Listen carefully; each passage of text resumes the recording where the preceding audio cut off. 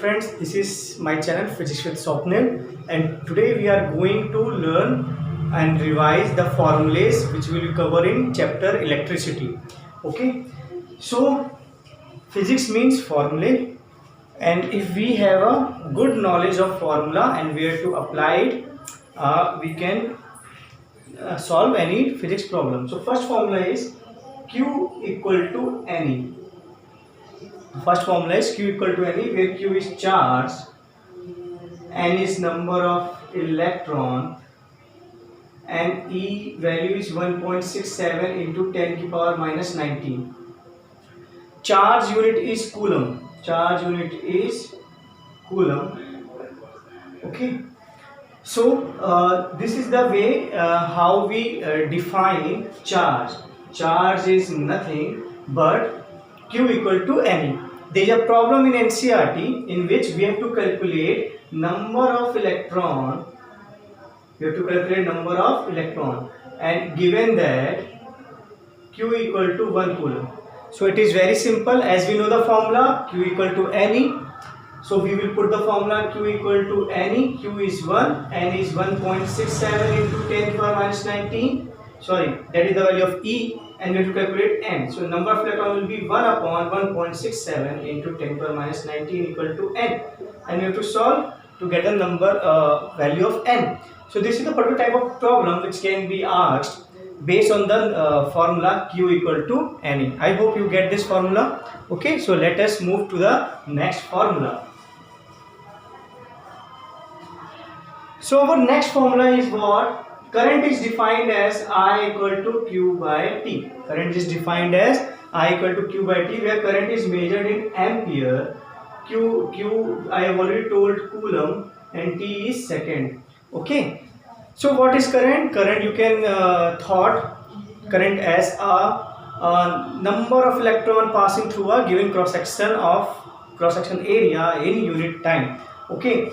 So imagine there is a door. This is a door, and the persons are passing through this door.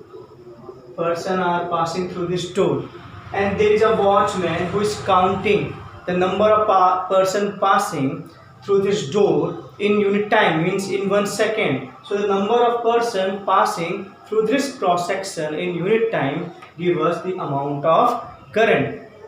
One thing what we have to notice that current does not depend on speed of electron. Okay, current does not depend on speed of electron. For example, if the area of cross section changes, let we have a wire like this. So we can see that here the area of cross section, let the area of cross section is here A1, and here let area of cross section is A2. So if current I1 passes through this cross section, the same current I1 will pass through this cross section. Okay, because the current follows the law of conservation of charge. Okay, so what happened that how much charge pass through this, the same amount of charge should pass through this. But if it has a larger cross section area, the velocity of the current will be high. Larger cross section velocity will be low, and smaller cross section velocity will be high. Velocity will be high. If velocity is low, so less velocity is low, so more charges are passing. More charges are passing. Let it be 1, 2, 3, 4. 8 charges are passing. 8 charges are passing, but their velocity is less. So let the 8 charges take 2 seconds to pass. So the current will be 4 ampere. But the cross section here A2 is less. Cross section जो A2 का है वो बहुत कम है. जब cross section A2 का बहुत कम है तो बहुत कम लोग गुजर सकते हैं. मान लेते हैं 4 लोग गुजर रहे हैं. केवल कितने लोग गुजर रहे हैं? 4 लोग गुजर रहे हैं. लेकिन केवल 4 ही लोग गुजर रहे हैं, और जब 4 लोग गुजरेंगे तो उनकी स्पीड क्या होगी? तेज होगी, तो जल्दी गुजर जाएंगे. तो ये 4 जो इलेक्ट्रॉन है वो 1 सेकंड गुजर रहा है, तो करंट क्या हो जाएगा 4 एम्पियर। यहाँ पे भी 4 एम्पियर करंट है, यहाँ भी 4 एम्पियर करंट है। तो क्या समझ में आया कि जो करंट होता है वो एरिया पे डिपेंड नहीं करता है, क्योंकि इसके फॉर्मूले में भी एरिया नहीं आया है। करंट केवल क्या होता है, Q/T होता है। ठीक है, तो मुझे लगता है कि आप करंट में समझ लिए हो कि जो करंट होता है वो एरिया पे डिपेंड नहीं करता, केवल Q/T पे डिपेंड करता है। इसका एक न्यूमेरिकल करते हैं। So let's do a numerical for this. So एक दिया गया है कि एक बल्ब है जिसमें करंट पास हो रहा है, 2 एम्पियर का करंट पास हो रहा है, 2 एम्पियर करंट पास हो रहा है 5 सेकेंड के लिए। 5 सेकेंड के लिए 2 एम्पियर का करंट पास हो रहा है। हमें क्या निकालना है, हमें निकालना है कितने नंबर ऑफ इलेक्ट्रॉन पास हुए होंगे उस समय में। We have to calculate the number of electron passing through this bulb in 5 second. So very easy, what we know, अगर करंट आ गया तो करंट का फॉर्मूला जानना चाहिए। करंट का फॉर्मूला क्या होता है, I=Q/T होता है। I क्या हमारा 2 है और Q हमारा क्या है, Q तो हमें निकालना है, और T हमारा क्या है 5 है, तो Q हमारा हो जाएगा 10 कूलम। Q क्या हो जाएगा हमारा 10 कूलम। अब हमें नंबर ऑफ इलेक्ट्रॉन निकालने हैं, तो हमें Q का फॉर्मूला पे याद है। Q का फॉर्मूला में क्या याद है, Q=Ne। तो Q को हम रखेंगे 10, N हमें निकालना है, और E तो हम जानते हैं, E क्या होता है, E होता है 1.67 × 10⁻19। तो हमारा जो N हो जाएगा वो हो जाएगा 10/1.67 × 10⁻19, और ये आंसर है हमारा।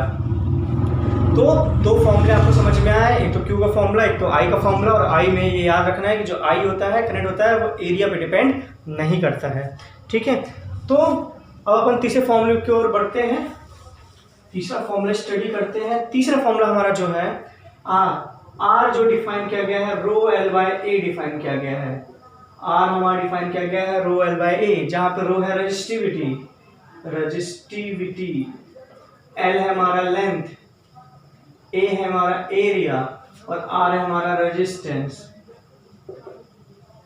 R हमारा क्या है, रेजिस्टेंस। रेजिस्टिविटी क्या होती है, ये मटेरियल पे डिपेंड करती है, ये एक प्रॉपर्टी है।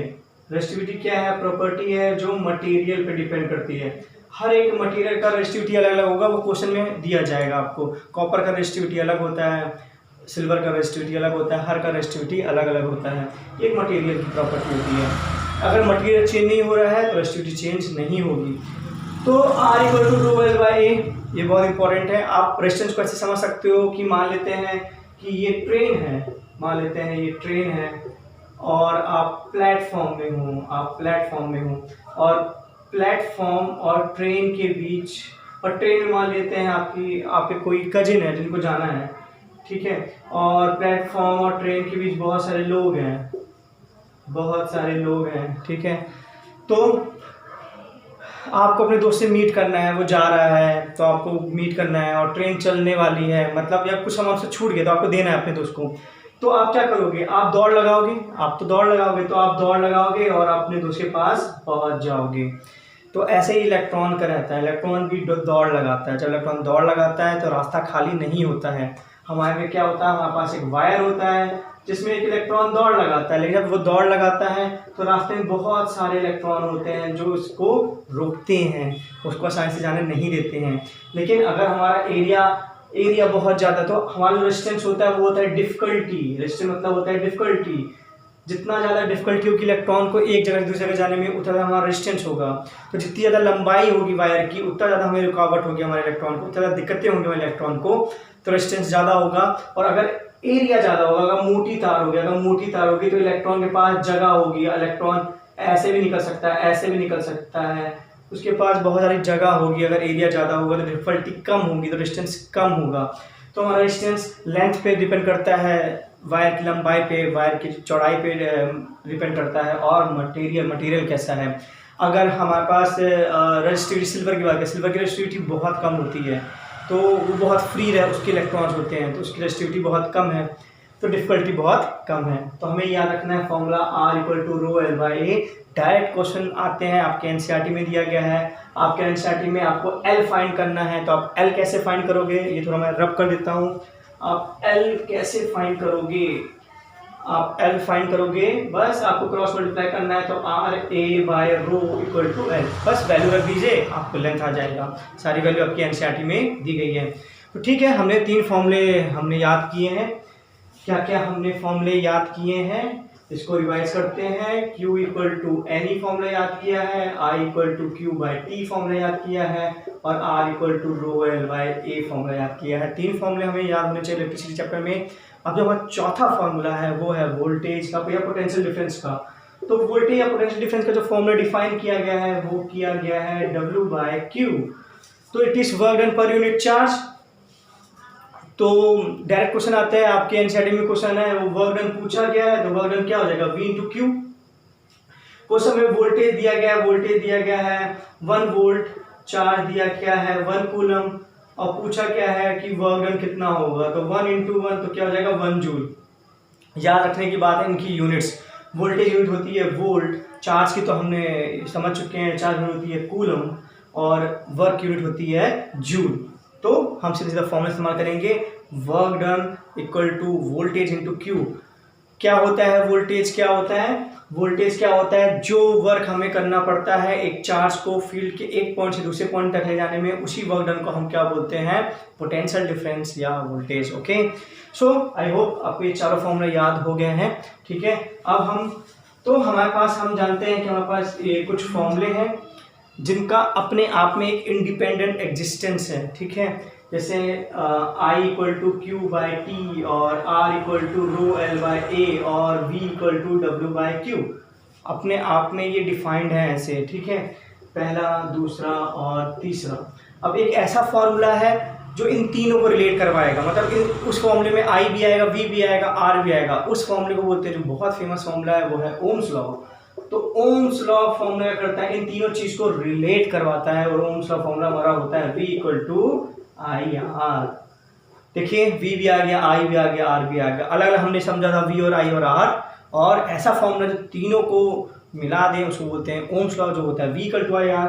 V = IR बहुत सिंपल है, वो बताता है कि करंट क्रिएट होता है। करंट क्या होता है, क्रिएट होता है, करंट पैदा होता है, अपने आप से पहले से नहीं होता। करंट को कौन पैदा करता है, करंट को पोटेंशियल डिफरेंस क्रिएट पैदा करता है, वोल्टेज पैदा करता है। बिना वोल्टेज से करंट पैदा नहीं हो सकता है। और अगर वोल्टेज बढ़ता है 2 टाइम्स तो करंट भी बढ़ेगा 2 टाइम्स। अगर मैं ऐसा ग्राफ बनाऊं V और I का, तो ये स्ट्रेट लाइन आएगा, और इसका जो स्लोप होगा, कितनी लाइन इंक्लाइन है, स्लोप मतलब होता है tan थीटा। ठीक है, तो इसका जो tan थीटा होगा, स्लोप होगा, वो क्या होगा, रेजिस्टेंस के बराबर।